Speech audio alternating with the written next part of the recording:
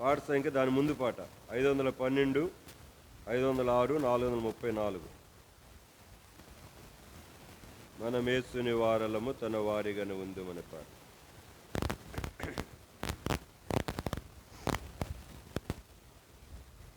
మనమేసుని వారలము తన వారిగానే యుందుము.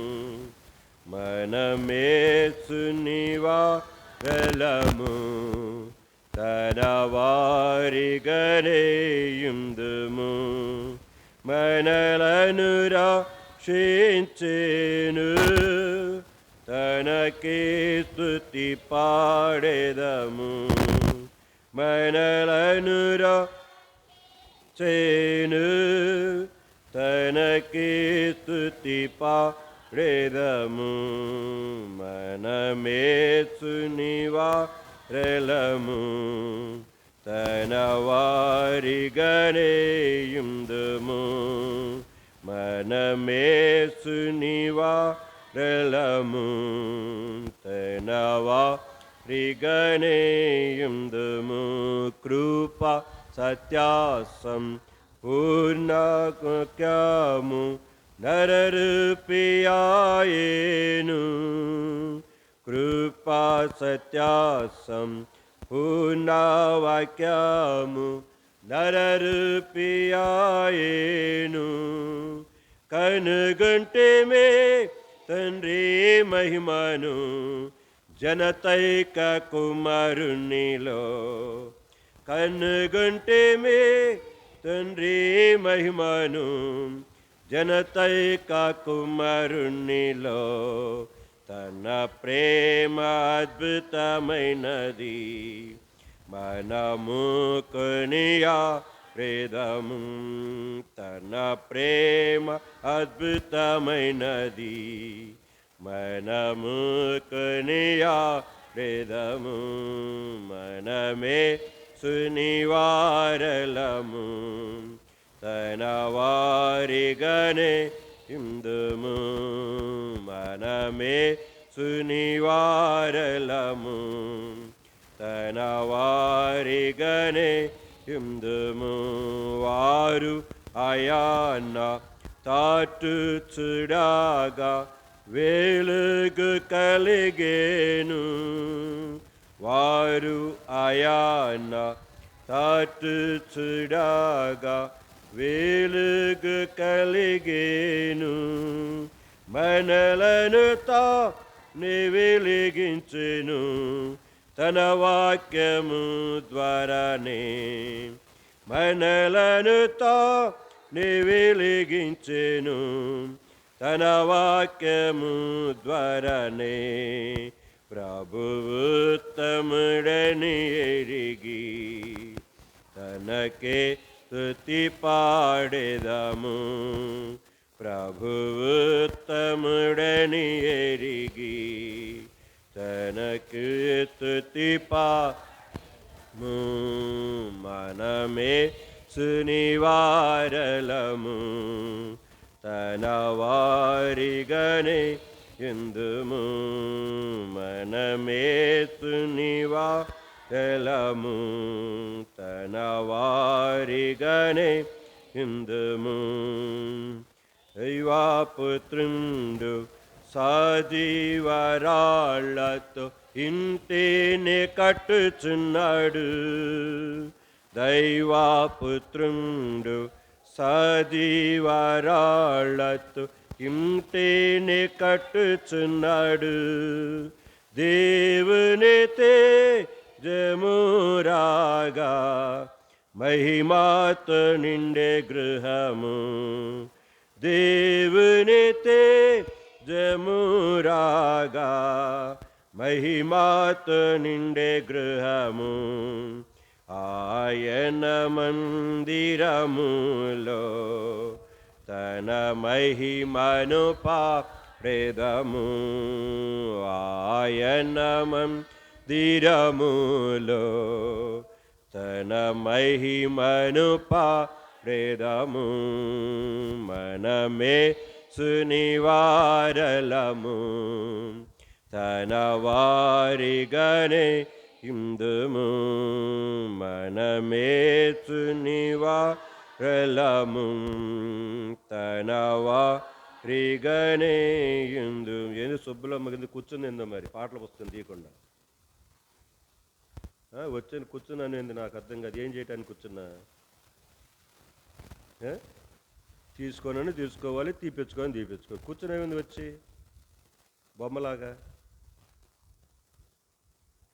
ఎందారిని ప్రభు ముందు ఎరిగేను వారిని నిర్ణయించెను ఎందారిని ప్రభు ముందు ఎరిగేను వారిని నిర్ణయించెను పిలచి నీతిగా తీర్చి మహిమ పరచెను పిలచి నీతిగా తీర్చి మహిమ పరచెను తనయు నిరూపమిచ్చి మనమానందము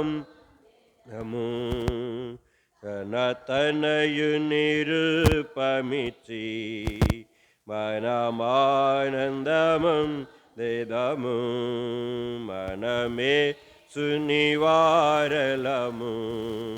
తన వారిగానే ఇందుము మనమే సునివారలము తన వారిగానే ఇందుము పూర్ణ మహిమతో మన ప్రభు యేసు దూతలతో వచ్చును పూర్ణ మహిమతో మన ప్రభు యేసు దూతలతో వచ్చును కన్నిపెట్టువా రేతబడుదురు తన మహిమ పొందెదరు కన్నిపెట్టువా రేతబడుదురు తన మహిమ పొందెదరు తన రాజ్యముగా చేసే హల్లెలూయా పాడెదము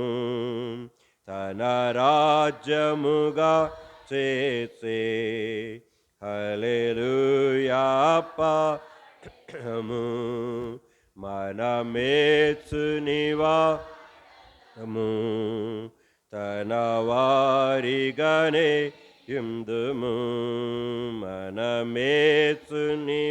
మనమేసునివారలము తన వారిగానే ఇందుము మహిమా నివసించు మహిమా రాజ్యంబు మహిమాతో నిండియుండును మహిమా నివసించు మహిమా రాజ్యంబు మహిమాతో నిండియుండును మన ప్రభువే దీపమయుండును తన వెలుగు ప్రచురమగుం మన ప్రభువే దీపమయుండును తన వెలుగు ప్రచురమగుం యుగ యుగములు మనమంతా ప్రభు యేసుతను ఎదము యుగ యుగములు మనమంతా ప్రభు యేసుతను ఎదము మనమేసునివారము తన వారిగానే ఇందుము మనమేసునివారలము తన వారిగానే ఇందుము మనలను రక్షించెను తనకే స్తుతి పాడెదము మనలను రక్షించెను తనకే స్తుతి పాడెదము మనమేసునివారలము తన వారిగానే ఇందుము మనమేసునివారలము తన వారిగానే అక్కడే దగ్గరలోనే కొత్త పుస్తకం అయితే 502, పాత పుస్తకాలు అయితే 496, ఇంకా పాత పుస్తకం అయితే 424. బలవంతుడేసు మహిమ పాడ వీలగునే వివరింపనే పాట 502, 496, 424.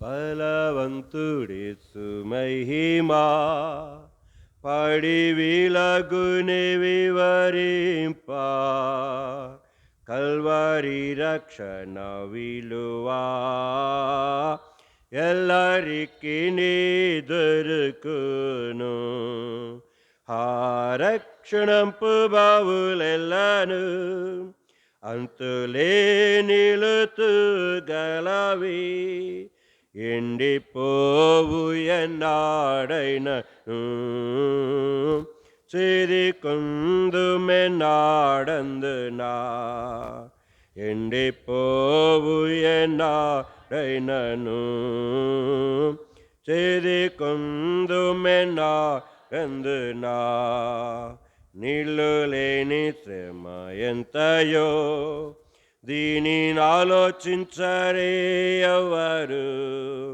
విలువైన ప్రభుని మాటలం ఆలకించి అంగీకరించు ఆ రక్షణంపు బావులెల్లను ఇంతులే నిలుతూ గలవి ఎండిపోవు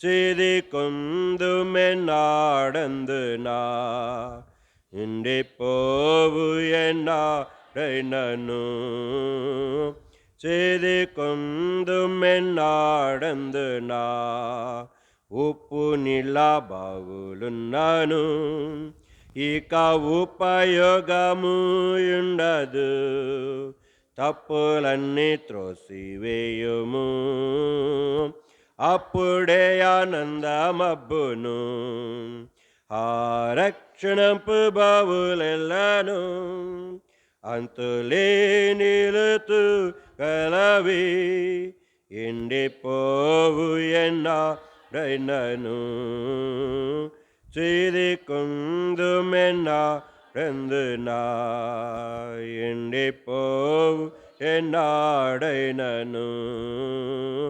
చేదికొందుమెన్నా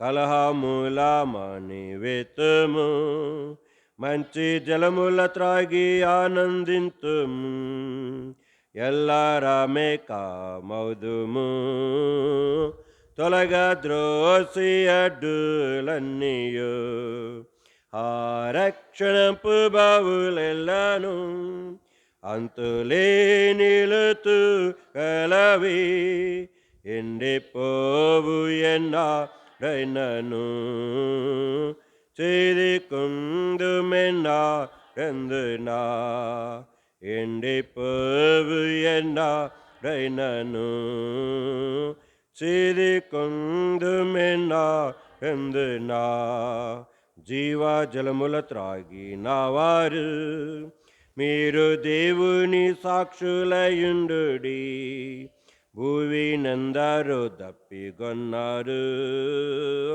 త్రోవ చూపుడి వారికి ఆ రక్షణపు బావులెల్లను అంతులే నిలుతూ గలవి ఎండిపోవు ఎన్నాడైనను చేదికొందుమెన్నాడందునా ఎండిపోవు ఎన్నాడైనను చేదికొందుమెన్నాడందునా.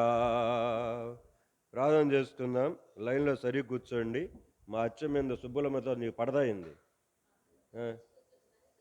మీరు 7 కూర్చోమన్నా కూర్చోండి.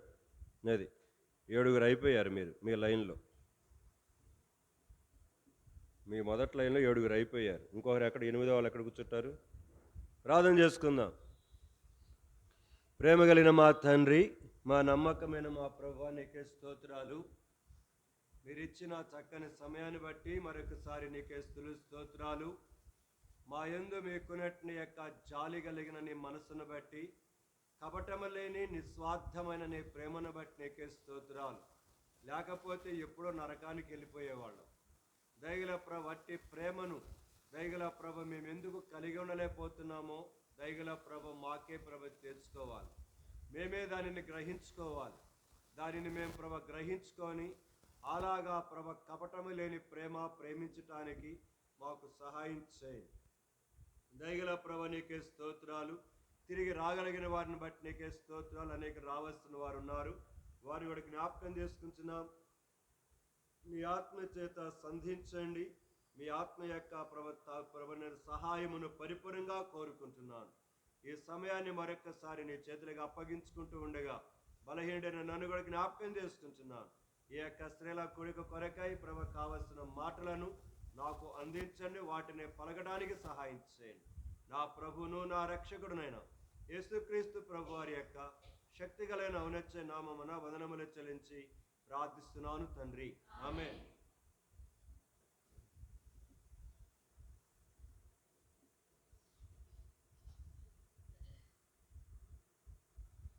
మన భాగాన్ని చదువుకుందాం.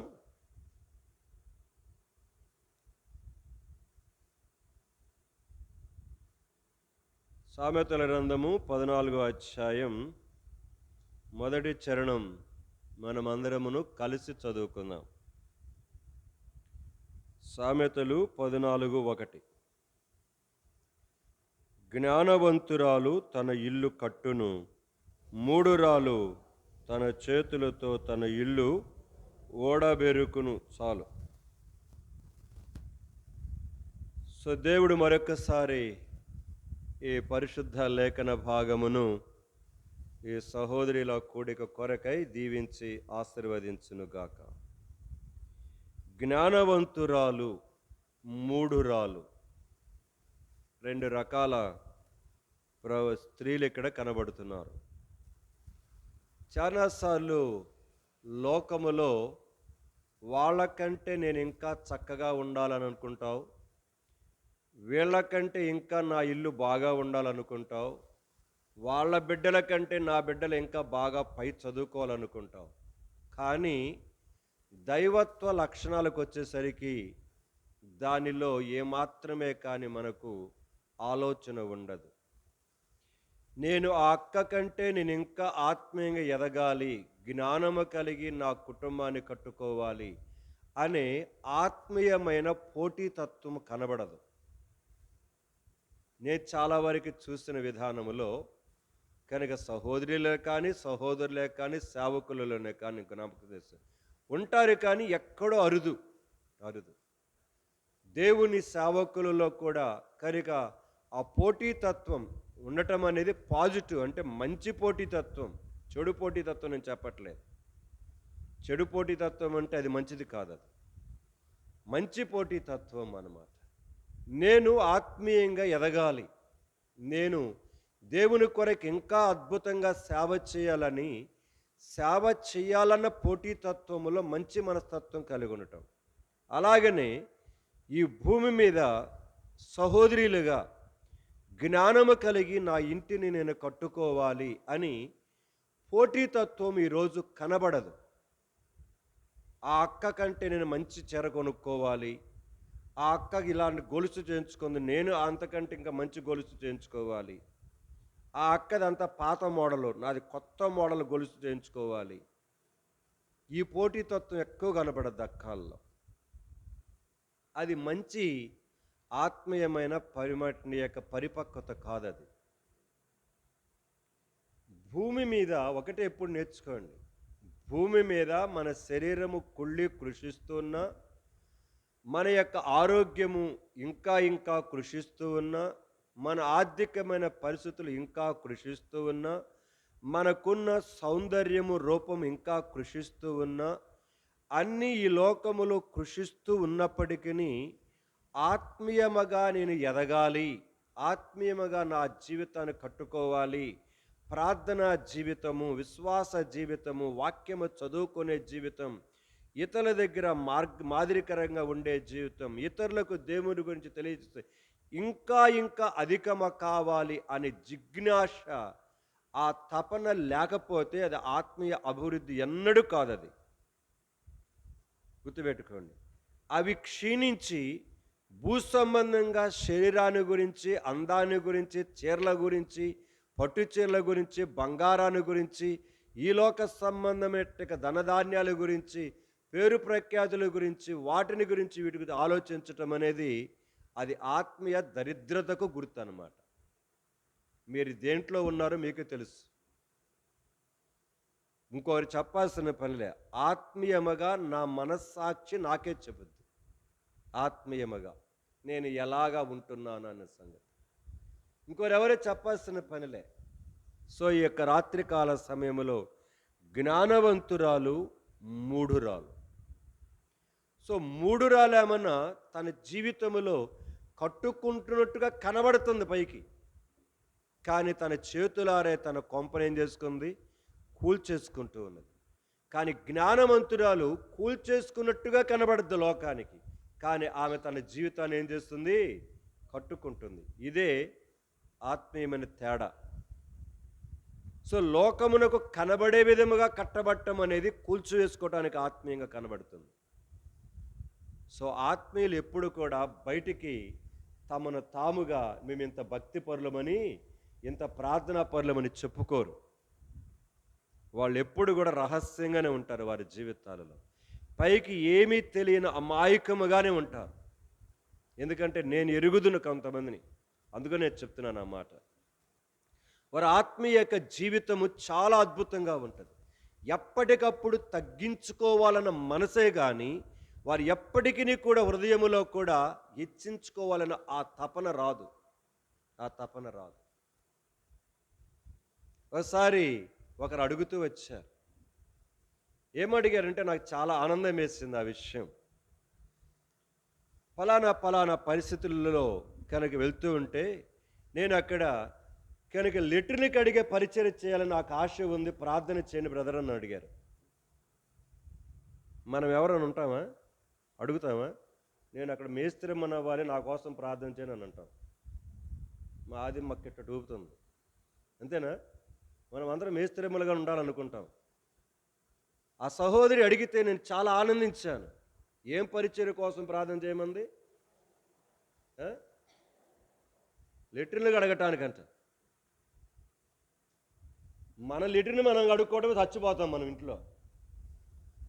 కాన్వకేషన్కి వీటికి లెటర్లు చూసారు ఎట్టుంటాయో, మామూలుగా ఉండవు అన్నమాట.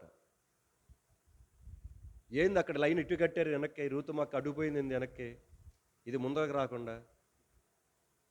నేను రూతమ్మక్క ఏంది పార్వతమ్మని చూస్తుంది, ఇటు రాకుండా వెనక్కి అడ్డుపోయారు ఏంది, నాకు అర్థం కాదు.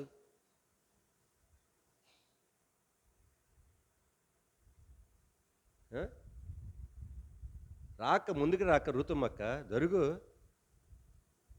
జరగలేకపోతుందరా నేను. రూతమ్మక్క ఒళ్ళు పెరిగిపోయింది, బాగా మందం అయిపోతున్నట్టుంది కొంచెం. కోడళ్ళు వచ్చేసరికి ఒకరికి ఇద్దరు వచ్చారు కదా, వస్తాయిలేండి రోగాలు అన్నిటి. పెద్దలైన తర్వాత రోగాలు రకరకాలు వస్తాయి, చేసేదేముంది, తప్పదుగా. సరే, ఎటు నుంచి ఎటు పోయింది ఇది బండి? మా రూతమ్మకి ఇటు పోయేదానికి నాకు అడ్డుపోయింది బండి. లెటరీ కడిగే పరిచయం కొరకు ప్రార్థన చేయ బ్రదర్ అన్నాను. అనేసరికి నాకు అసలు నిజంగా నాకు అనిపించింది, ప్రభువా ఎప్పుడైనా సరే గుర్తుపెట్టుకోండి, మన జీవితం ఎక్కడికి వెళ్ళినా కూడా కానీ మన ద్వారా ఏదైనా కొంత ఉపయోగపడాలి అక్కడ. కానీ మనం ఎట్టుంటామంటే ఇప్పుడు 10 సార్లు చేయించుకున్నట్టు అయిపోంటాం మనం ఎక్కడికి పోయినా కూడా. గ్లాస్ తీసుకురా. కొంతమంది పిల్లలు ఎట్టుంటారు తెలుసా, అమ్మ నాన్న చదువుతుంటారు, గ్లాస్ తీసుకురా, మంచిలు తీసుకురా. ఏంటిది మా లావణ్యం కూడా ఎత్తినా చేతదా? ఏ రూతం నవ్వుతుంది ఏంది? లావణ్యముడు అంతేనా? చేతదా? చెప్పదేంది అసలు, మనవరాల గురించి చెప్పదేంది, నవ్వుతుందండి. చేతదా? ఆపిల్ల తెచ్చుకుంటుందా? అంతేలా, అది గొడవ లేని పనిలే. సరే, కనుక ఈ రోజుల్లో అట్లా తయారైపోయారు పిల్లలు. మంచిలు తీసుకురా, కనుక అన్నం తీసుకొచ్చి పెట్టు, కమాండింగ్ వీళ్ళు చేస్తుంటారు అనమాట. ప్రియమైన జ్ఞాపకం అంటే ఇంట్లో ఉన్న క్లోజ్నెస్ని బట్టి అలాగ సంతోషంగా మాట్లాడుకోవటం చేసుకోవటం తప్పేం కాదు. కానీ మనం ఎప్పుడు కూడా నేర్చుకోవాల్సింది, నేను అదే చెప్తూనే కనుక అక్కడక్కడ మీటింగ్కి వెళ్తున్నప్పుడు సాధ్యమైనంత వరకు నేను వెంటనే కూర్చోబుద్ది కాదు. అక్కడ ఏదైనా పనిగానే కనబడితే కనుక లేచి కనీసం ఆకులన్నా గ్లాసులన్నా ఇద్దామన్నట్టు కనిపిస్తుంది. సరే, ఇక నిన్నగాక మొన్న వచ్చిన సేవకుల సంగతి చెప్తున్నాను.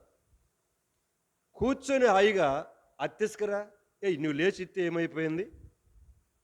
ఆ సంఘములో పని చేసుకుంటున్నారు అందరూ కూడా. నువ్వు కూర్చున్న సేవకులు అందరూ ఒకసారి కూర్చోమన్నారు, కూర్చున్నారు హాయిగా. వాళ్ళు తీసుకొచ్చి పెడితే కూర్చొని తినడానికి రెడీగా ఎక్కడ ఉన్నారన్నమాట.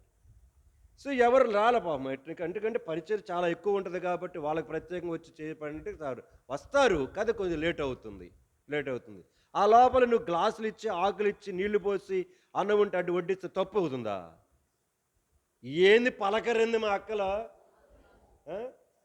కనుక నేను సేవకుణ్ణి, ఇప్పుడు కొంచెం మందిరానికి సేవ ట్రైనింగ్లు ఇచ్చి సంఘానికి పోతే చాలు, ఇటు వేసుకొని సాపలేయండి, చెమ్మండి, అంత కమాండింగ్లే. ఇప్పుడు వీళ్ళు చేసే పని లేదు. ఇప్పుడు అంత కూర్చొని బట్టలు ఉతకండి, కనుక అంట్లు తోమండి. ప్రియమైన వాళ్ళరా, అంటే నేను ఇది చెప్తున్నట్టు మాటలు ఈ దినాలలో తగ్గించుకోవాలి అనే ఆలోచన అనేది ఎవ్వరికి కూడా కనబట్టలేదు. సో జ్ఞానము కలిగిన స్త్రీ అనేటువంటిది ఎప్పుడు కూడా తన జీవితంలో తనను తానుగా మరుగుపరుచుకుంటూ ఉంటుంది. తనను తానుగా ఎప్పుడు కూడా తగ్గించుకోవటానికి కొరకు విధేయతతోటి నమ్రతతోటి ఉండటానికే ప్రయత్నం చేస్తుంది. కానీ తను ఎప్పుడు కూడా తనను తాను కనుపరుచుకోవడానికి అన్నాడు ప్రయత్నం చేయదు. సో దేవుని సన్నిధిలో నువ్వు జ్ఞానవంతురాలవా, మూఢురాలవా అనేది మనము పరిశీలన చేసుకుందాం మొదటిదిగా. ఇప్పుడు ఆ జ్ఞానము కలిగిన స్త్రీకి ఉదాహరణగా మనము తీసుకున్న సహోదరి పేరే ఎవరు? తీండి, బైబిల్ తిప్పండి. మొదటి సమూయేలు గ్రంథం 25వ అధ్యాయం. మొదటి సమూయేలు గ్రంథం 25వ అధ్యాయం.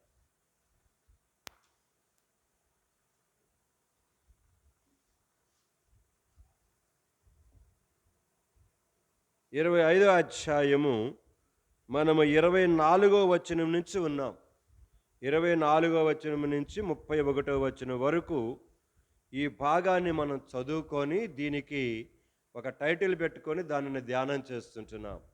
ఇక్కడ దావీదు నాబాలు యొక్క కుటుంబాన్ని మొత్తాన్ని కూడా చంపటానికి కొరకే బయలుదేరి వస్తున్నాడు. ఆ సంగతి తెలుసుకున్నట్టు యొక్క నాబాలు భార్య యొక్క అబీగయలు తన పనివారిని తీసుకొని కనుక దావీదు కొరకైన కొంత ఆహారాన్ని తీసుకొని గబగబ పైకట్ని యొక్క వచ్చేస్తుందన్నమాట. ఆ పరిస్థితులలో దావీదును కనుగొని అక్కడ ఆమె ఏం చేస్తుందో తర్వాత చూస్తూ వచ్చినాం మనం 23వ వచనములో. చేసిన తర్వాత ఇప్పుడు ఆమె దావీదుతో మాట్లాడటము ప్రారంభించింది. 24వ వచనములో ప్రారంభించిన ఆమె 31వ వచనం వరకు కంటిన్యూస్గా మాట్లాడుతూ ఉంది. అంటే దాదాపుగా 7 వచనాలలో ఏకబిగిన ఆమె ఏం చేస్తుంది? దావీదు దగ్గర తన విషయమంతా చెప్పుకుంటున్నది. ఇప్పుడు దీనిని మనం తీసుకొని దీనికి ఒక పేరు పెట్టుకున్నాం. ఎవరి ఎదుట ఏమి మనవి చేస్తూ ఉన్నారు, అది మనం పెట్టుకున్న పేరు. ఇక్కడ ఎవరి ఎదుట ఏమని మనవి చేసుకుంటూ ఉన్నారు. దాని కొరకే నేను ప్రస్తుతం ఆదికాండములో ఉన్నాను. ఈరోజు ఆదికాండములో ఉన్న ఇంకొక 4-5 విషయాలు జ్ఞాపకం చేసి ముగించడానికి ప్రయత్నం చేస్తాను. సో జ్ఞానము కలిగిన స్త్రీ అయిన ఈ అబీగయలు తన జీవితాన్ని, తన కుటుంబస్థ జీవితాన్ని రాబోయేటువంటి యొక్క భయంకరమైనటువంటి యొక్క ఆ దావీదు కోపమునకు బలి కావలసిన, నష్టపోవలసిన ఆ నష్టమనంతటిని ఎలాగ తప్పించుకుందో ఆ జ్ఞానము కలిగిన స్త్రీ, దానిని మనం చూస్తున్నాం. సరే, ఇక నాబాల్ చనిపోయినాడంటే అది దేవుడే మొత్తేసాడు అతన్ని. అది తర్వాత విషయం, తర్వాత వస్తా ఉండండి ఆ భాగానికి. సో జ్ఞానం కలిగి తన ప్రవర్తించిన తీరు, ఆమె ఎవరు? సుబుద్ధి కలిగింది. ఆమె ఎవరు? చక్కని సౌందర్యము కలిగింది. ఆమె ఎవరు? కోటీశ్వరురాలు.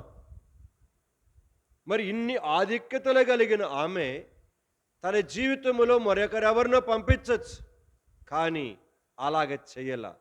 తన కుటుంబాన్ని కాపాడుకోవటానికి కొరకై ఆమె ఏం చేసింది? బయలుదేరింది. మీకు ఇది చదువుతుంటే కొన్ని విషయాలు బైబిల్లో గుర్తుకు రావాలి. శతాధిపతి తన ఇంట్లో ఉన్న దాసుని కొరకు శతాధిపతి ఏం చేశాడు? యేసు ప్రభు దగ్గరికి బయలుదేరి వస్తున్నాడు. ఇంట్లో పనివాడి కోసమే యజమానుడు ఎవడైనా వస్తాడా? రారు. పనివాళ్ళు చాలామంది ఉన్నారు అక్కడ, వాళ్ళు పంపించవచ్చు. ఒకరిని పొమ్మంటే పోవును, ఒకరిని రమ్మంటే వచ్చానని చెప్తాడు అతడు.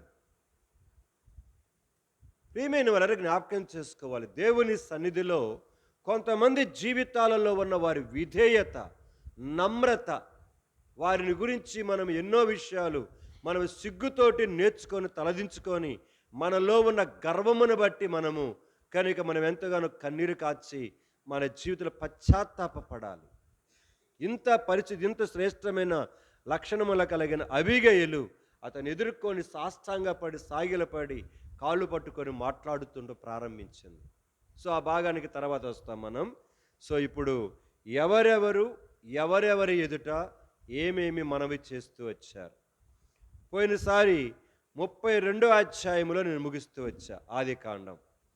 యాకోబు కనుక తాను మనవి చేస్తూ ఉన్నాడు. ఆ విషయాలను జ్ఞాపకం చేసుకుంటూ ముగిస్తూ వచ్చాను. ఈరోజు కనుక ఒక 4-5 విషయాలు జ్ఞాపకం చేసుకుని ముగించుకుందాం రండి. ఆదికాండమే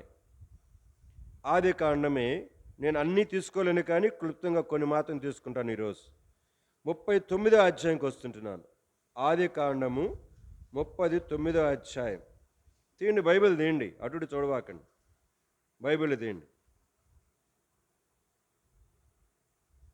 39వ అధ్యాయము చదువుకుందాం. 13వ వచనం నుంచి చదువుదాం. 13వ వచనం నుంచి.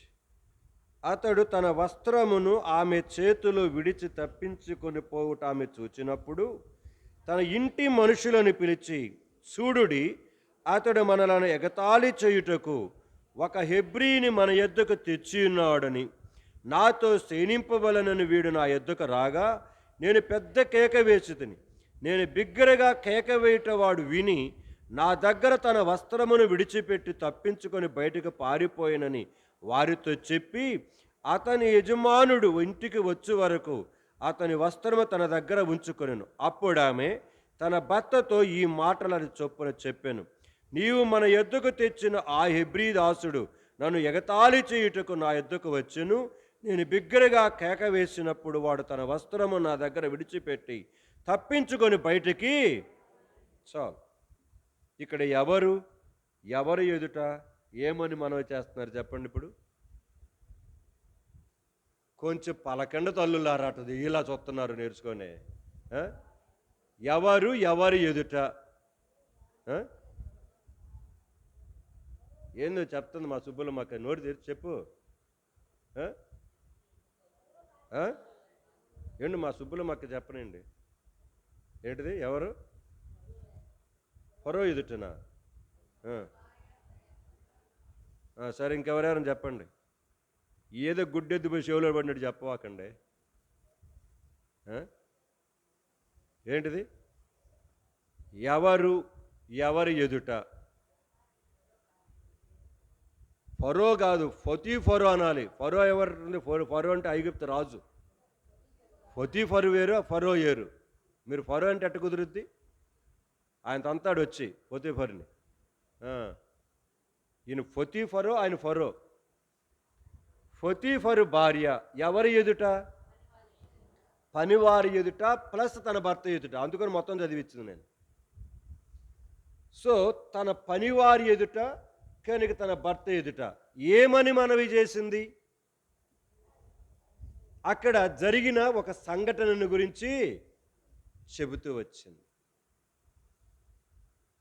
ఇప్పుడు అది అయిన వెంటనే జరిగిన విషయం ఏంటిది? యోసేపుకు చెరసాల. అంతే కదా? యోసేపుకు చెరసాల. నేను ఇది చదువుతున్నప్పుడు నాకు అవగాహన అయిన విషయం ఏంటంటే, ఈ దినాలలో సంఘములో కానీ, విశ్వాసుల కుటుంబాలలో కానీ, సేవకులలో కానీ, లోకములలో కానీ జరుగుతుంది ఏందో తెలుసా? అబద్ధాన్ని నమ్మినంతగా సత్యాన్ని ప్రజలు నమ్మటలేదు.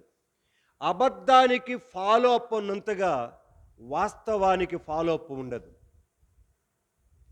నమ్మించి మోసం చేసి, కళ్ళకు మసి వేసి మారేడుకాయ చేసి, కనుక పిచ్చోని చేసి, ఎదవని చేసి, ఆ వ్యక్తి వెంబడి పొమ్మంటే కోకొలలుగా ఇప్పుడు పరిగెడుతున్నారు.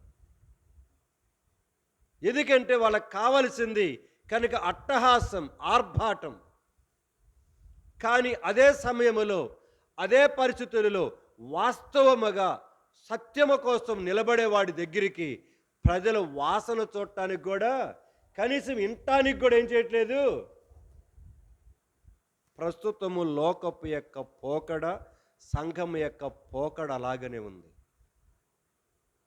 అబద్ధమునకు ఫాలోఅప్ బాగానే ఉంది, కానీ వాస్తవానికి లేదు. వాస్తవానికి లేదు.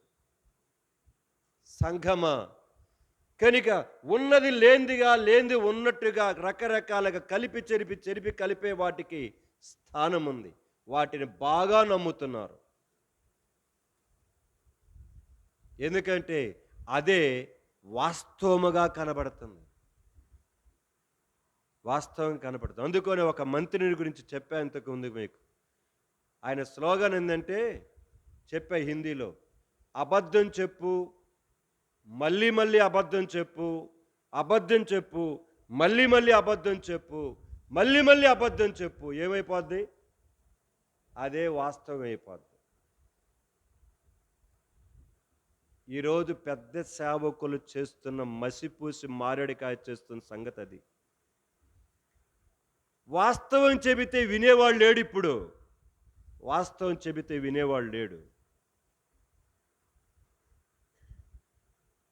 రాజకీయాలలో కూడా జరుగుతుంది అదే. సత్యం కోసం నిలబడదామరా, యథార్థంగా నిలబడదామంటే ఒక్కడ లేడు. సాహసంగా చూసామని పోవాయి నిన్ను గురించి అని వాడిని నోరు మూపిచ్చి పంపిస్తున్నారు.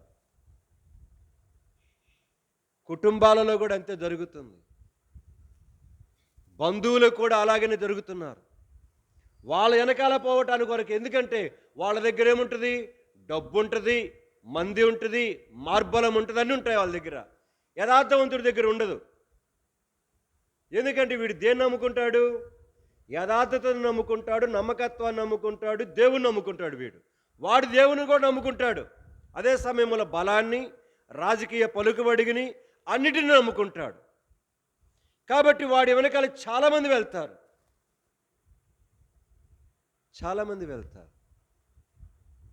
ఇక్కడ జరుగుతుంది కూడా అదే. దావీదు, క్షమించండి, యోసేపు. నేను ఈరోజు మళ్ళీ ఇది బాగా చదువుతున్నప్పుడు నేను ఒక టైటిల్ పెట్టుకున్నాను. ఈ భాగం దగ్గర ఏమని పెట్టుకున్నానంటే, దేవుని బిడ్డల ఎడల అద్భుతమైన, అదృశ్యమైన దేవుని హస్తం. నేను పెట్టుకున్న టైటిల్ ఏంటిది? దేవుని బిడ్డల ఎడల. ఆ యోసేపే కానివ్వండి, రూతే కానివ్వండి, ఎస్తేరే కానివ్వండి, మొర్దెకయ్య కానివ్వండి, దానియేలు, వీళ్ళందరూ కూడా చూసుకుంటే దేవుని బిడ్డల ఎడల దేవుని అద్భుతమైన అదృశ్య హస్తము యొక్క నెరవేర్పు.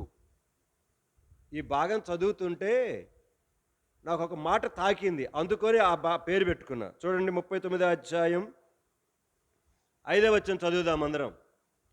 39, 5వ వచనం తీద్దాం, బైబిల్ తీద్దాం, తీయండి, నిద్రపోయే వాళ్ళు ఎగవాల. 5వ వచనం, అతడు తన ఇంటి మీదను తనకు కలిగినదంతటి మీదను అతని విచారణకర్తగా నియమించిన కాలము మొదలుకొని యెహోవా యోసేపు నిమిత్తము ఆ ఐగుప్తుని ఇంటిని ఆశీర్వదించును. గమనించాలి, ఎవరి నిమిత్తము ఎవరిని ఆశీర్వదించాడు దేవుడు?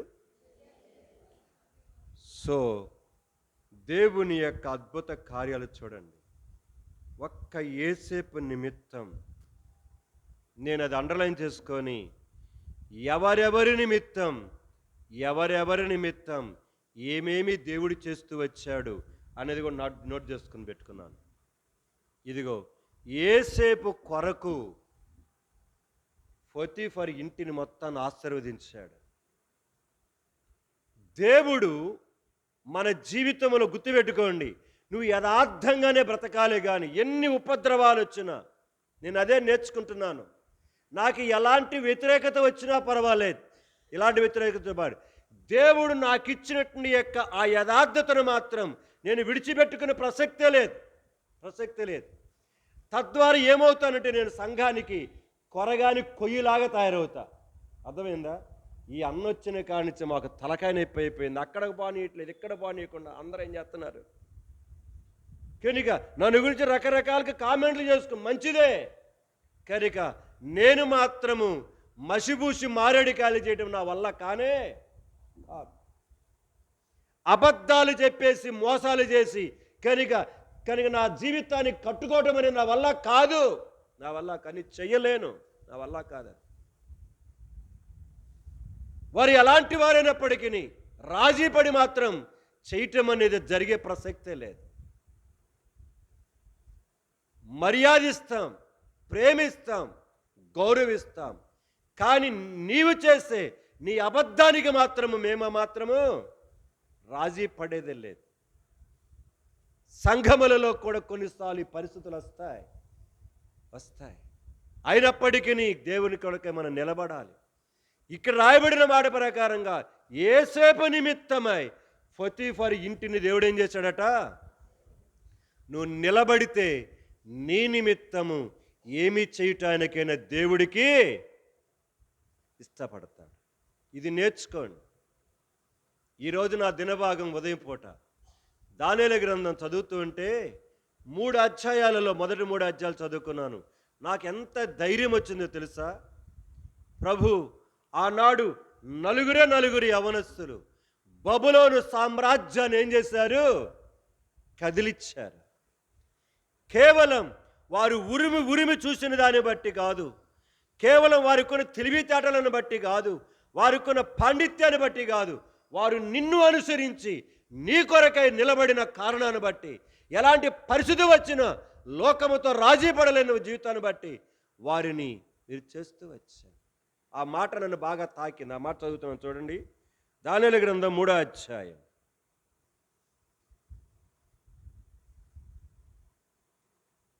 దానియేలు గ్రంథము 3వ అధ్యాయం 15వ వచనం నుంచి చదువుదాం. 15వ వచనం నుంచి, దానియేలు గ్రంథము 3వ అధ్యాయం 15 నుంచి. బాకాను పిల్లన గ్రోవిని పెద్ద వీణను తీసారా తీయలేదు అక్కలారా? చదవండి అక్కలారా, నోరు తెరిచి చదవండి. మా సుబ్బులమ్మకి తీయలే ఇంకా. తీయండి, అందరు తీయండి, బైబిల్ తీయండి. 15వ వచనం నుంచి, బాకాను పిల్లన గ్రోవిని పెద్ద వీణెను సింఫోనియాను విపంచుకను సకల విధములకు వాద్యధ్వనులను మీరు విను సమయములో సాగిలపడి నేను చేయించిన ప్రతిమకు నమస్కరించుటకు సిద్ధముగా ఉండినా సరే మీరు నమస్కరింపని ఎడల తక్షణమే మండుచున్న వేడిమి గల అగ్నిగుండములో మీరు వేయబడదురు. నా చేతిలో నుండి మిమ్మును విడిపింపగల దేవుడు. అది నన్ను మరి సవాల్ చేసింది ఈ దినాన్ని ఉదయం పూట. నెబుకద్నెజరు అంటున్నాడు, నెబుకద్నెజరుకు ఉన్నట్టు యొక్క అధికారం ఉన్నది, తన రాజు, తను ఏమైనా చేయగలనట్టుగా వాడు, సామ్రాజ్యం అంతా తన చేతిలో ఉంది. తన చేతిలో నుంచి ఎవడు కూడా ఆ దేశ ప్రజల నుండి విడిపించగల శక్తి ఎవడికి లేదు. అందుకని అంటున్నాడు, నా చేతిలో నుంచి మిమ్మల్ని విడిపించగలవాడు ఎక్కడున్నాడు రా దేవుడు, నేనే ఎవడని పలకండరా నాన్న. మా పరిమళం మాకు ఒకటే ముసి నవ్వుకలు నవ్వుకుంటుంది, కానీ చెబితేగా నోట్లో నుంచి మాట వస్తాయి కదంట పరిమళక్కకి. ఏమో సుజాతమ్మక్క ఇట్ట ఎట్టు పెట్టుకుంటుంది ఈ సుజాతమ్మక్క. కొద్దిగా చెబుతా ఉండండి. బళ్ళో పంతులమ్మ కదా నువ్వు, పిల్లలు కూడా అట్టనే ఉంటే అట్టనే ఉంటావా? చెప్పు, కొంచెం చెబుతా ఉండండి. సో ప్రియమే జ్ఞాపకం చేసుకోవాలి అంటున్నాడు, నా చేతుల్లో నుంచి విడిపింపగలిగిన దేవుడు. వాళ్ళు రాజు ఎంత ధైర్యంతో చెప్పాడో వాళ్ళు కూడా అంతే చక్కగా ఏం చేశారు, సమాధానం చెప్పారు. నేను అక్కడ చదువుతున్న మాట ఒకటి మనకు తెలుసు. మండుచున్న ఈ అగ్నిగుండములో నుంచి, గుర్తుపెట్టుకోండి, మండుచున్న ఈ అగ్నిగుండములో నుంచి మా దేవుడు తప్పించుటకు విడిపించుటకు సమర్థుడు. గుర్తుపెట్టుకోండి, తప్పించుటకు విడిపించుటకు సమర్థుడు. ఒకవేళ గుర్తుపెట్టుకో, తప్పించకపోయినా విడిపించకపోయినా పర్వాలేదు, కానీ నీ మాటకి మాత్రం లోబడే ప్రసక్తే. దేవుడు వారిలో ఉన్న తెగింపును చూశాడు. వారు ఎవరిద్దరు, ఆ ముగ్గురు ఎవరు? ఆ దేశానికి వచ్చిన బానిసలు. ఆ బానిసలు నిలబడి మాట్లాడుతున్నారు. ఆ విధంగా నాకు అనిపించింది, ముగ్గురిలో ఉన్న ఆ యథార్థత, దేవుడి కొరకే నిలబడాలన్న తపన, ఆ పట్టుదల వారి జీవితంలో ఎలాగ చేస్తూ వచ్చిందో మనం ఆ అధ్యాయం ముగింపులో చూస్తాం. అందుకని అంటాడు, అబద్ధము నోట్లో నుంచి రాకముందే ఎందరం పోద్దంట. ఏం చెప్పండి సామెత, 6 కిలోమీటర్లు పోద్దంట ఇది. కానీ నిజం గడప కూడా దాటదంట. ఇది గడప దాటకముందు అది 10 పదాలు తిరిగి వస్తుందంట. ఏంటిది? అబద్ధం. ఈరోజు పరిస్థితులు కుటుంబాలలో, సమాజములలో, సంఘాలలో కూడా అదే విధంగా కనబడుతున్నాయి. అబద్ధమనుకున్నట్టు యొక్క ప్రయారిటీ వాస్తవానికి లేదు. కానీ నిజం అనేది నిదానంగా తెలుస్తుంది. నిజము కొరకే కొంచెము నిదానం అవసరం, ఓపిక అవసరం. వాస్తవం అనేది ఒకరోజు రుజువుపడి తీరుతుంది, బయలుపరచబడి తీరుతుంది. దానికి కొంచెం లేటు పడుతుంది. సో ఇక్కడ చూసినట్లయితే ఆ పొతీఫరు భార్య పనివారందరి ఎదుట, తన భర్త ఎదుట ఎంత పక్కా అబద్ధం మాట్లాడుతుందండి ఆమె. ఇప్పుడు అబద్ధాన్ని నమ్మారా లేకపోతే వాస్తవాన్ని నమ్మారా? అబద్ధాన్ని నమ్మటం ద్వారా ఇప్పుడు భక్తిపరుడిగా ఉన్నా, యథార్థముగా ఉన్నా, కరిగా దేవుడి మీదనే ఆధారపడినటువంటి యొక్క ఆ యోసేపుకి ఏం పట్టింది? ఇప్పుడు చెరసాల గతి పట్టింది. అప్పుడు సమాజం అంతా ఏమని ఉంటారు చెప్పండి? నువ్వు ఏం చేయకపోతే జైలుకి వెళ్ళావు, అంతే కదా అనేది. కనుక నువ్వు ఏదో చేసుంటావు, నువ్వు ఏం చేయకపోతే, నిప్పు లేకపోతే పొగట్టతో అంటారు కదా సామెత. నిప్పు ఉంటుంది అక్కడ, నిప్పు ఏదో ఉంది కాబట్టి ఏమొచ్చింది? పొగ వచ్చింది. ఇప్పుడు ఎన్ని సామెతలు చెప్పుంటారు యోసేపు దగ్గర, కానీ యోసేపు ఏమన్నా చెప్పుకుంటే వినేవాడు ఉన్నాడా? ఒక్కలేడు. ఏమి చెప్పుకున్నా కూడా వినేవాడు ఎవడు లేడు. సంఘమా, పొతీఫరు భార్య పనివారి ఎదుట, తన భర్త ఎదుట కనుక లేనిపోని అబద్ధాలన్నీ కూడా మనవి చేసుకుంటూ, చెప్పుకుంటూ, తన తప్పిదాన్ని కప్పిపెట్టుకొని యోసేపు మీద పాపాన్ని ఏం చేసింది? నెట్టవతల పడేసింది. కానీ కొంత సమయం ఇబ్బంది పడ్డాడేమో, కానీ యోసేపు చివరికి వాస్తవము ఎవరిదైంది? కొంతకాలము పొతీఫరు భార్య గెలిచినట్టుగానే కనబడింది. కానీ తన అధికారము, పొతీఫరు యొక్క ఐశ్వర్యము, తమకున్న అందం, ఇవేవి కూడా కొంతకాలం తర్వాత పని చేయలేదు. అయితే రాయబడిన మాట, అతడు చెరసాలలోకి వెళ్ళినా కూడా దేవుడైన యెహోవా అతనికి తోడుగా. సో మొదటి విషయం ఇక్కడ జ్ఞాపకం చేసేది ఏంటంటే, సహోదరి జ్ఞాపకం చేసుకో, నీ జీవిత యాత్రలో, నీ కుటుంబము కట్టుకునే విషయంలో నీ మీద నిందలు రావచ్చు, నీ మీద దూషణలు రావచ్చు, నీ మీద అవమానాలు రావచ్చు. ఆ విధముగా పనిగట్టుకొని పొతీఫరు భార్య ఎలాగైతే పని వాళ్ళకి చెప్పింది, భర్తకి చెప్పింది, ఇంకా అందరికి చెప్పింది, అందరిని కూడా నమ్మించడానికి కొరకై ఆమె చేతులు ఏముండాయి? ఏసేపు బట్టలు కూడా. సో కారణం కూడా కనబడతా ఉంది. నోరు ఎత్తకుండా ఏసేపుని చేసేసింది. అలాంటి పరిస్థితులు నీ జీవితంలో వస్తాయి సహోదరి, గుర్తుపెట్టుకో. అయితే అలాంటి పరిస్థితులు ఎన్ని వచ్చినా ఏసేపులాగా ఏం చేయి? దేవుడి మీద ఆధారపడు. బాధే, దుఃఖమే. ఎందుకంటే అన్నిటికంటే భరించటానికి ఇబ్బందికరమైనటువంటి యొక్క బాధ ఏంటిదండి? నిందలు. నింద అనేది జీవితకాలము తట్టుకోలేమండి, జీవితకాలం తట్టుకోలేము. యథార్థంగా బ్రతికేవాడికి నిందలు వేసేలాగా కనుక నిప్పులు మట్టించి అక్కడ బట్టను మొఖానికి లేసేస్తే ఆ తట్టుకునే విధానము ఆ భరించుకునే వాడికి తెలుసు. కనుక గుడ్డ తగలబెట్టి ముఖాన్ని వేయటం చాలా ఈజీయే. సో మొదటి విషయంగా జ్ఞాపకం చేస్తుంటున్నాను, జీవితంలో ఎప్పటికీ ఒకవేళ నువ్వు వెళ్తున్నావేమో జ్ఞాపకం చేసుకొని ధైర్యం కలిగి ఉండు. నీ మీద ఎన్ని రకాలైన యొక్క పరిస్థితులు వస్తున్నా జాగ్రత్తగా దేవుని యందు భయభక్తులు కలిగి దేవుని వైపు చూస్తూ వెళ్ళు. దేవుని కొరకే బ్రతుకు.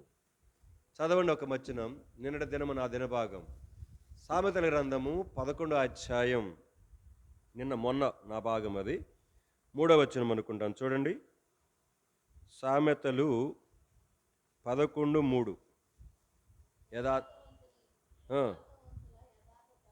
యథార్థవంతుల యొక్క యథార్థత చాలు. యథార్థవంతుల యొక్క వారి యథార్థత వారికి తప్పక త్రోవ చూపిస్తాడు దేవుడు. ఇది ఎప్పుడు కూడా జీవితములు విడిచిపెట్టవద్దు. నేను అందుకని చెప్తాను మందిరంలో చాలాసార్లు, కనుక నాకు ఆ మాటలు ఇష్టం అన్నమాట. నువ్వు ఎన్ని పనులన్నా జరగతేనే ఉన్నాయి, నువ్వు యథార్థతను విడిచిపెట్టవాక, కపటంగా ప్రయత్నించవాక, ఏదో చేసేసేయాలి, నేను ఎంతకాలం భరించాలనుకోని వేషధారణ ఉపయోగించవాకు. యథార్థతను మాత్రం చచ్చేవారు. అందుకని చెప్పారు కదా వాళ్ళు, ఒకవేళ మా దేవుడు తప్పించటానికి విడిపించడానికి సమర్థుడే, విడిపించకపోయినా కూడా మేము మా యథార్థతను మా నమ్మకత్వాన్ని వదులుకొని నీకు సాగిలపడి మా దేవునికి అపకీర్తి మేము తీసుకురాలేము. మేము ఒకవేళ లెక్క లేక ఉండవచ్చు, నీవు రాజు అయి ఉండొచ్చు, సమస్తం అధికారము నీకు ఉండొచ్చు గాక, అయినా చనిపోవటానికైనా ఇష్టమే, కానీ మేము మాత్రం నీతో రాజీ పడే పనే. యేసేపు జీవితమే అది. అలాగా ఎల్లప్పుడూ తన జీవితంలో దేవునికి భయపడటము నేర్చుకుంటూ వచ్చాడు. సహోదరి, బలహీనతలు ఉంటాయండి ప్రతి ఒక్కరికి. మన మాటల ద్వారా, మన చూపు ద్వారా, మన చేతల ద్వారా ఎన్నో తప్పిదాలు చేస్తుంటాం. కానీ ఎన్ని బలహీనతలు ఉన్నా నమ్మకత్వాన్ని మాత్రము, దేవుడి మీద యథార్థతను మాత్రము కనుక ఎప్పుడు కూడా విడిచిపెట్టవద్దు. రెండవది, కుళ్ళు, కుతంత్రాలు, ద్వేషము, అసూయ, పగ, ద్వేషాలు ఎప్పుడు కూడా ఇతరుల మీద ఎప్పుడు కూడా పెట్టుకోవద్దు. ఈ రెండు చాలా ప్రాముఖ్యం. చనిపోయేంత వరకు ఎన్ని పరిస్థితులు వస్తున్నా ఈ రెండు కూడా నీ మనసుకు, నీ అంతరాత్మకు ఎంత ధైర్యం ఇస్తాయో తెలుసా? ఎన్ని పరిస్థితులు వస్తున్నప్పటికీ ఆ దేవుని యొక్క మాటలు నేను బలపరుస్తూ ఉంటాయి. ఈరోజు నేను చదువుతున్న సామెతల 12వ అధ్యాయం 1వ వచనం నన్ను బాగా బలపరిచింది. చదవండి, సామెతల 12:1 శిక్షను ప్రేమించువాడు చాలంతే. ఆ మాట నన్ను బాగా ధైర్యపరిచింది ఈరోజు మధ్యాహ్నం. శిక్షను ప్రేమించాలట. దేనిని? సో నిందల రూపంలో శిక్షలు రావచ్చు, కనుక అవమానాల రూపంలో శిక్షలు రావచ్చు, నువ్వు వెలివేయబడుతున్నట్టుగా శిక్షలు రావచ్చు. శిక్ష అనేటువంటిది ఏంటిదట? చదవండి, మళ్ళీ చదవండి. శిక్ష మనకేం చేస్తుందట? ఎవడైతే ప్రేమిస్తాడో ఆ శిక్షలు మనల్ని ప్రేమించడం ద్వారా దేవుడు మనకు జ్ఞానమునిస్తాడు, మనల్ని భద్రపరుస్తాడండి. ఏం భయపడవద్దు, కృంగిపోవద్దు, నలిగిపోవద్దు.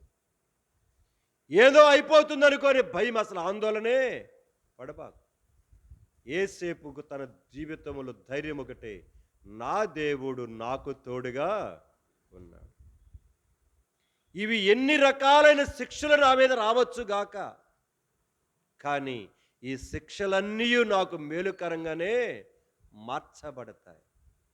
సో జ్ఞానము కలిగిన స్త్రీ తన జీవితంలో ఎన్ని రకాలుగా పరిస్థితులు వస్తూ ఉన్నప్పటికీ యేసేపులాగా ధైర్యముతోటి ముందుకు పోతుందే కానీ రెవెంజ్ తీర్చుకోవటానికి, కక్ష తీర్చుకోవటానికి ప్రయత్నం చేయలేదు.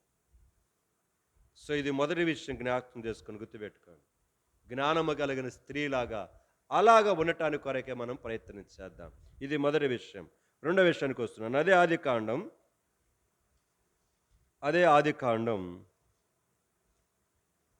40 అధ్యాయంకి వస్తుంటున్నాను, లేదా 41కి రండి. 40లో కూడా ఒకటి రెండు ఉన్నాయి, అది వద్దులే. 41 అధ్యాయంకి వస్తుంటున్నాను. 41 అధ్యాయము 9వ వచనం నుంచి చదువుకుందాం. 41:9 నుంచి చదువుదాం. అప్పుడు పానదాయకుల అధిపతి, నేడు నా తప్పిదములను జ్ఞాపకము చేసుకొనుచున్నాను. ఫరో తన దాసుల మీద కోపగించి నన్నును భక్ష్యకారుల అధిపతిని మా ఉభయులను రాజసంరక్షక సేనాధిపతి ఇంట కావలలో ఉంచెను. ఒక రాత్రి నేను అతడు మేమిద్దరము కలల కంటిమి. ఒక్కొక్కడు వేరువేరు భావముల గల కల చేరి కనుక ఒకటి కంటిమి. అక్కడ రాజసంరక్షక సేనాధిపతికి దాసుడనైన ఒక హెబ్రీ పడుచువాడు మాతో కూడా ఉండెను. అతనితో మా కలలను మేము వివరించి చెప్పినప్పుడు అతడు వాటి భావము మాకు తెలిపెను. ఒక్కొక్కని కల చొప్పున దాని భావమును తెలిపాను. తర్వాత చదువుదానండి. అతడు మాకు ఏ భావము తెలిపెనో ఆయా భావముల చొప్పున జరిగెను. నా ఉద్యోగము నాకు మరలా ఇప్పించి భక్ష్యకారును వేలాడదీంచునని వారితో చెప్పగా ఫరో యోసేపును పిలిపించును. కాబట్టి చెరసాలలో నుండి అతని త్వరగా రప్పించి అతను క్షౌరము చేయించుకొని మంచి బట్టలు కట్టుకొని ఫరో వచ్చాను. ఫరో యోసేపుతో, నేను ఒక కలగంటిని, దాని భావమును తెలుపగలవారు ఎవరునూ లేరు. నీవు కలను విన్న ఎడల దాని భావమును తెలుపగలవని నిన్ను గూర్చి వింటునని అతనితో. చాలు. ఇప్పుడు ప్రశ్నకు సమాధానం చెప్పండి. ఎవరెవరి ఎదుట ఏమేమి మనవి చేశారు?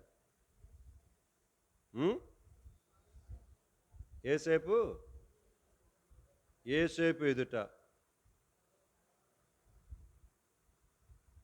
ఏందట చూస్తున్నారు? ఇది నాకు అర్థం కాదు. ఏం సువార్తమ్మక్క కాల్ చేసుకుని షట్ట కూర్చుంది సరిగా. నేనేం అనలేదులే నిన్ను. కూర్చోలే, సాకు ఏం చేద్దాం, మార్క్ అన్న దెబ్బకి కొద్దిగా బాధలే ఉంటుంది నీకు. కూర్చోలే, ఇబ్బంది కానీ పడవాకలే. చెప్పండి, ఎవరెవరు ఎదుట ఎవరెవరు?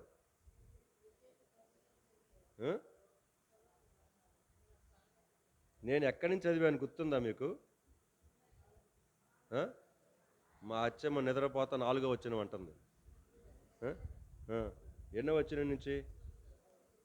9వ వచనం. నాకు శివుడు వచ్చింది. ఇప్పుడైతే ఏం చేద్దాం, సారీ క్షమించండి, నాకు శివుడు వచ్చింది.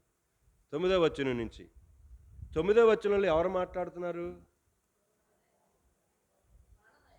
మరి ఇంకేంది? మరి మీరేం చెప్పింది మరి నాకు? పానదాయకుల అధిపతి ఎవరు ఎదుటున్నాడు? ఫరో ఎదుటున్నాడు. అర్థమైంది కదా? పానదాయకుల అధిపతి ఫరో ఎదుటున్నాడు. ఇప్పుడు కిందకు వచ్చాం మళ్ళీ. ఇప్పుడు ఎవరి ఎదుట ఎవరున్నారు?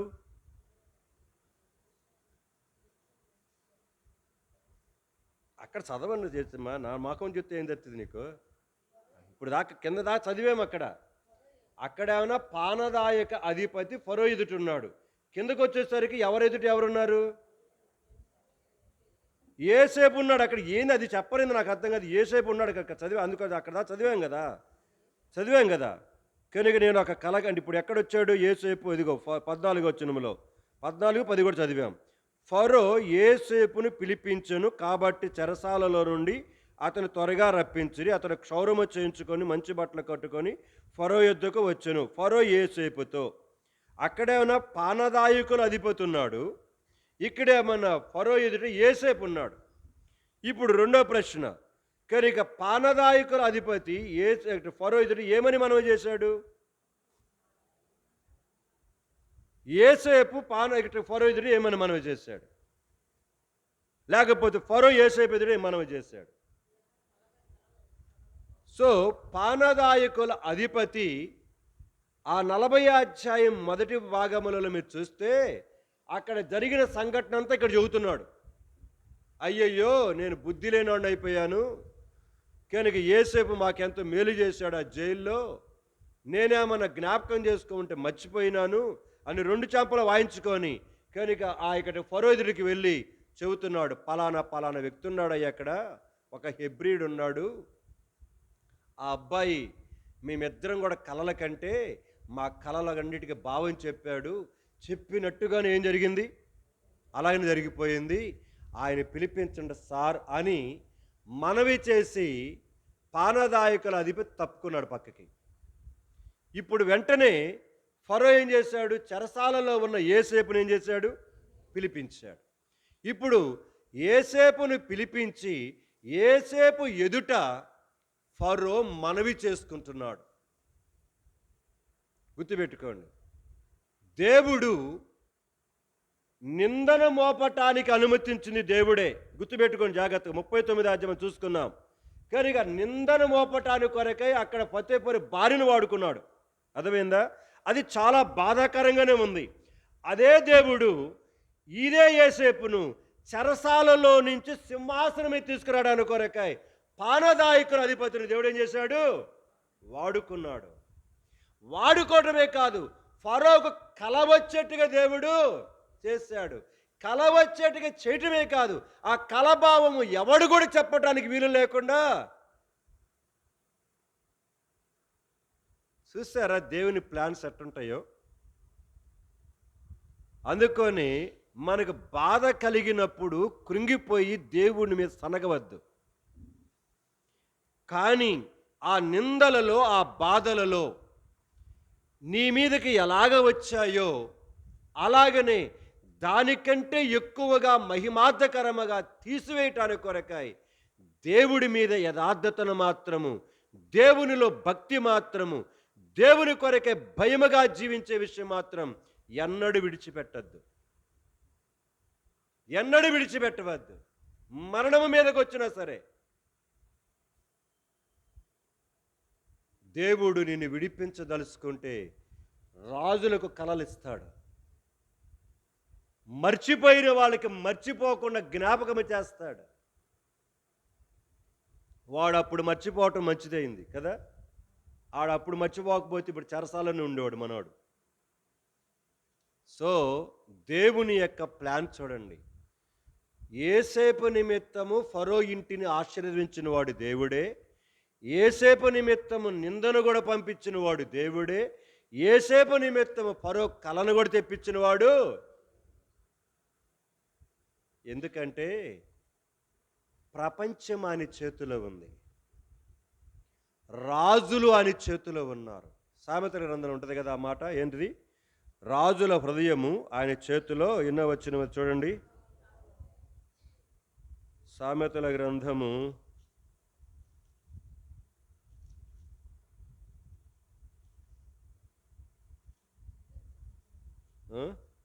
21వ అధ్యాయం 1వ వచనం. చదువుదాం అందరం. యెహోవా చేతిలో రాజు హృదయము నీటి కాలువలే ఉన్నది, ఆయన తన చిత్తవృత్తి చొప్పున దానిని. నిజంగా నేను అనుకుంటాను, యేసేపును గురించి రకరకాలుగా కామెంట్లు చేసుకున్న 39 ప్రజలందరూ అదే దేశానికి యేసేపు ప్రధానిగా పరిపాలన చేస్తుంటే ఒక్కడన్నా నోరెత్తుంటాడా? నిజంగా దేవుని కార్యాలు అంతు చిక్కవండి. నేను అందుకని ఇవి చదువుతుంటేనే నా యొక్క టైటిల్ పెట్టుకున్నా, దేవుని బిడ్డల ఎడల దేవుని యొక్క అద్భుతమైన అదృశ్యమైన హస్తం యొక్క పనులు. నేను ఆ టైటిల్ పెట్టుకొని దాని కింద కొన్ని పేర్లు రాసుకున్నాను ధ్యానించడానికి. అవును, నీవు దేవుని యందు భయభక్తులు కలిగి ఉండు. డబ్బు కావాల్సింది కాదు ఇక్కడ. నీకు వెనకాల ఎంతమంది బ్యాక్గ్రౌండ్ ఉన్నారో నీకు బ్యాక్ బోన్గా, అది కాదు కావాల్సింది దేవుడికి ఎక్కడ. నీవు బలవంతుడువా బలహీనుడువా, అది కాదు కావాల్సిన దేవుడికి ఎక్కడ. నీవు దేవుడి మీద ఆనుకున్నావా లేదా, అది కావాలి ఆయనకి. నీ ప్రతి పరిస్థితిని ఆయన మీద వేస్తున్నావా లేదా, అది కావాలి ఆయనకి. చాలాసార్లు మన కుటుంబాలలో ఫెయిల్ అయిపోవటానికి కారణం ఇదే. మనం దాదాపుగా ఏదైనా పరిస్థితి వస్తే ఏం చేస్తామండి, వెంటనే మనకంటే పెద్దవాళ్ళ మీద, వాళ్ళ మీద, వీళ్ళ మీద ఏం చేస్తాము, సమస్య పరిష్కరించబడుతున్న అటు ఇటు తిరుగుతాం. కానీ కూర్చొని ప్రార్థన చేయండి.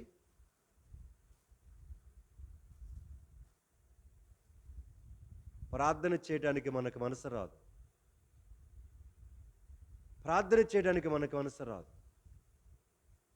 ఏం ప్రార్థనలే, ప్రార్థన చేస్తే అదేదో అంటారు కదా, మా మంత్రాలకి చింతకాయలు రాలుతాయి అన్నట్టుగా, మంత్రాల మధ్య చింతకాయలను రాలుతాయా? గాల్లో దీపం పెట్టి దేవుడా దేవుడు అంటే ఏమవుద్దంట, ఏంది పలకరింది, ఆరిపోద్దా లేకపోతే ఉండదా? మరి ఏంది, గాల్లో దీపం పెట్టి ప్రార్థన చేస్తే వస్తాయండి దేవుడి కార్యాలు. సంఘమా, యేసేపు యొక్క జీవితంలో కళను మొత్తాన్ని కూడా యేసేపు ఎదుట ఫరో చెప్తూ వచ్చాడు. వెంటనే కళను, కళ భావమును చెప్తూ వచ్చినప్పుడు ఆశ్చర్యపోయాడు ఫరో.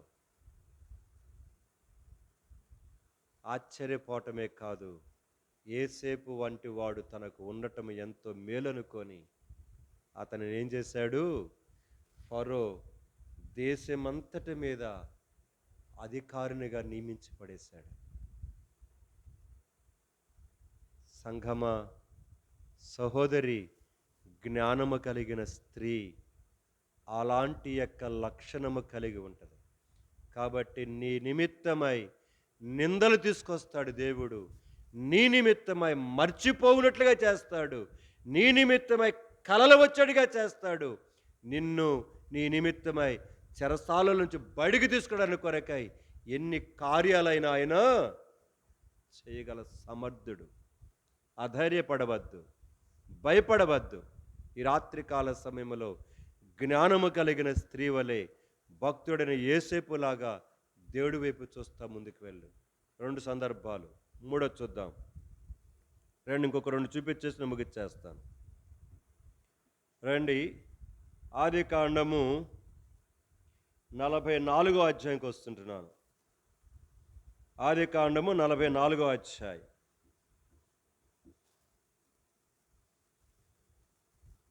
ఈ ఆదికాండము 44వ అధ్యాయములో జరిగిన సంఘటన ఏంటంటే, యేసేపు యొక్క అన్నదమ్ముళ్ళు రెండోసారి వచ్చి వెళుతూ ఉంటారనమాట. వెళుతూ ఉన్నప్పుడు కనుక వాళ్ళు పిలిపిస్తాడు, తన పనివాడిని పిలిపించి, నేను కనుక చూచేట గిన్నెని ఎవరో దొంగిలించారు మీ 10 మందిలో 11 మందిలో అని చెప్పి పిలిపిస్తే, ఆ గిన్నె ఎవరి దగ్గర దొరుకుతుందో వాళ్ళే నా దగ్గర ఉండాలని చెప్తూ వచ్చాడనమాట. ఇప్పుడు ఆ భాగం అన్నమాట ఇక్కడ. రండి, వచనము 17 వచ్చి నుంచి చదవండి. 17 చదువుదాం లేకపోతే 44:17 నుంచి అందరూ. అందుకతడు, అట్లు చెయ్యుట నాకు దూరమగునుగాక, ఎవని చేతిలో ఆ గిన్నె దొరికినో వాడే నాకు దాసుడుగా ఉండును. మీరు మీ తండ్రి యొద్దకు సమాధానముగా వెళ్ళుడని చెప్పగా, ఎవరు ఎదుట? ఎవరు? యేసేపు తన అన్నల ఎదుట. గుర్తుపెట్టుకోండి. యేసేపు ఎవరంటే యేసేపు తన అన్నల దమ్ముల ఎదుట ఏమని మనవి చేస్తున్నాడు? అక్కడ ఉన్న భాగం మీకు జ్ఞాపకం చేస్తూ వచ్చాను. సో గిన్నె ఎవరి దగ్గర దొరుకుతుందో వాళ్ళ ఒక్కరు చాలు నాకు, మిగతా వాళ్ళందరూ మీరేం చేయండి, ఇంటికి వెళ్ళిపోమన్నాడు. ప్రేమైన సంఘమా, యేసేపు చాలా జ్ఞానవంతుడండి, చాలా వివేకము కలిగిన వాడు. మనకిక్కడ యేసేపు వారి అన్నదమ్ముళ్ళు ఏదో బాధపరిచినట్టుగా కనబడుతుంది, కానీ బాధపరచటము కాదది. వివేకముతోటి వారి అన్నల దగ్గర ప్రవర్తించిన విధానం అది, వివేకముతోటి. ఎందుకంటే ఆ మాట అంటాడు కదా, మీకు ఛాన్సార్లు గుర్తు చేశాను ఆ మాట. 42వ అధ్యాయము 18వ వచనంలో ఆ మాట ఉంటుంది చూడండి. 3వ దినమున యేసేపు వారిని చూసి, నేను దేవునికి భయపడువాడను. ఆ పదం గుర్తుపెట్టుకోండి. యేసేపు దేవుడికి భయపడేవాడు, ఎదుటి వ్యక్తిని బాధపరిచేవాడు కాదు. పొతీఫరు భార్యనే తను ఏమనలేదు, అంత భయంకర నింద మోపినట్టుగా ఆమెనే. కానీ ఆ పానదాయకుల అధిపతి మర్చిపోయిన వాడినే కూడా ఏమనలేదు. మరి అలాంటప్పుడు వాళ్ళ అన్నల దమ్ముల్ని ఎట్ట ఏడిపిస్తాడు? ఏడిపించినట్టుగా మీకు కనబడుతుంది అక్కడ. కానీ కొన్ని విషయాలు అతను ఒక హోదాలో ఉన్నాడు కాబట్టి, ఆ హోదాలో ఉన్నప్పుడు వివేకముతోటి ఎలాగ ప్రవర్తించాలో అనే విషయాలని ప్రవర్తిస్తూ వచ్చాడు. అలాగా యేసేపు యొక్క ఎదుట యేసేపు తన అన్నలతోటి మనవి చేస్తుంటున్నప్పుడు వెంటనే 18వ వచనం నుంచి మీరు చదవండి. 18 నుంచి యూదా యేసేపు ఎదుట ఏం మనవి చేస్తున్నాడో చూడండి. దానికి రెస్పాండ్గా యూదా యేసేపు ఎదుట ఏమి మనవి చేస్తున్నాడో, ఎంత చక్కగా యూదా మాట్లాడతాడో, నిజంగా ఆ సంభాషణ మీరు ఇంటికి చదివితే అందుకొని వెంటనే 45వ అధ్యాయంలోకి వచ్చేసరికి యేసేపు కళ్ళంట నీళ్లు తిరిగాయి, ఏడ్చాడు.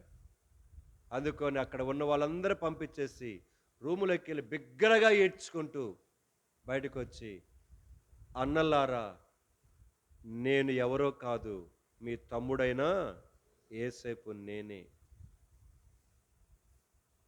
యేసేపును నేనే అని బయలుపరుచుకున్నప్పుడు నిజంగా వాళ్ళ హృదయాలు ఎంత భయకంపితమైపోయి ఉంటాయో. సంఘమా, జ్ఞానము కలిగిన స్త్రీ మూడవదిగా వివేకముతో ఏం చేస్తుంది? ప్రవర్తిస్తుంది. జ్ఞానము కలిగి తను ప్రవర్తిస్తూ ఉందన్నమాట. బాధపరిచిన వాళ్ళే అన్నదమ్ముళ్ళు కాదని అనరు, కానీ ఆ పరిస్థితులలో వారితో ఎలాగ సంభాషించాలో అలాగ సంభాషిస్తూ చివరికి తనను తానుగా బయలుపరుచుకొని వాళ్ళందరి మీద పడి బుద్ధి పెట్టుకుంటూ వచ్చాడు. సో మూడవదిగా అలాగా ప్రవర్తించడానికి కొరకై ప్రయత్నం చేద్దాం. 4వ మాట చెప్పేసి నేను ముగిస్తాను. రండి, ఇదే ఆదికాండము 50వ అధ్యాయంకి వెళ్తున్నాను.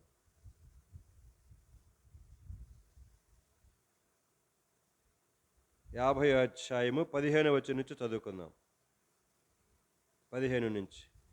యేసేపు సహోదరులు తమ తండ్రి మృతి పొందుట చూచి, ఒకవేళ యేసేపు మన యందు పగబట్టి మనం అతనికి చేసిన కీడంతటి చొప్పున మనకు నిశ్చయముగా కీడు జరిగించుననుకొని యేసేపునకు ఈలాగున వర్తమానం పంపిరి. నీ తండ్రి తాను చావక మునుపు ఆజ్ఞాపించినదేమనగా, మీరు యేసేపుతో నీ సహోదరులు నీకు కీడు చేసిరి గనుక దయచేసి వారి అపరాధమును వారి పాపమును క్షమించుమని అతనితో చెప్పుడెనను. కాబట్టి దయచేసి నీ తండ్రి దేవుని దాసుల అపరాధము క్షమించమని వారు యేసేపుతో ఇలాగ మాట్లాడుచుండగా అతడు చాలు. ఎవరి ఎదుట ఏమని మనవి చేశారు?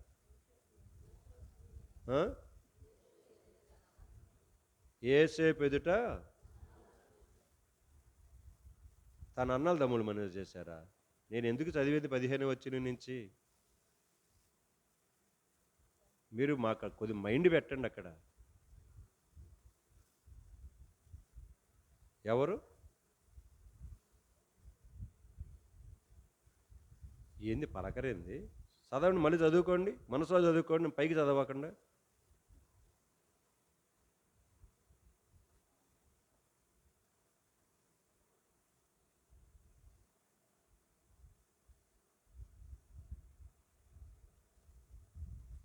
పదిహేను, 16, 17 వచ్చిన చదవండి మళ్ళీ.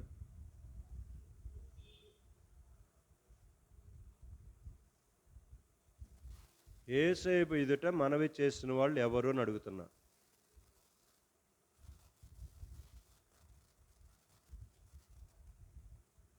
అమ్మో, మీతోటి చాలా కష్టం రా నాయన. మా మైండ్ పోయేట్టుంది ముందల. మీ సంగతి ఏందో కానీ మాకు మైండ్ పోయేట్టుంది.